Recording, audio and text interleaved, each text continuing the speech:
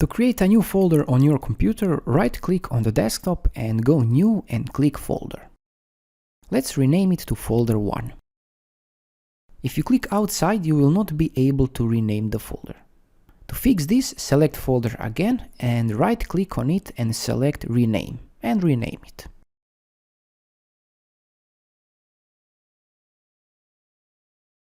If you double-click the folder 1, you will go inside. Over here you can create another folder. Let's create a new folder here called Inside folder. Use the same method. Okay, now you have a folder inside the folder. You can use a shortcut to create a new folder. Just press ctrl+shift+n.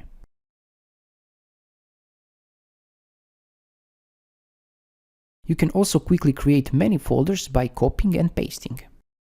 Select one folder, hit ctrl+c, and then hit ctrl+v many times to make many folders.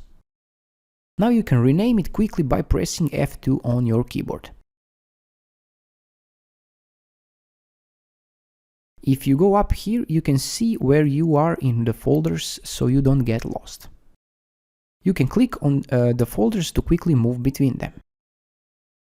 And this is how you make a new folder on a computer and how to easily navigate between multiple folders.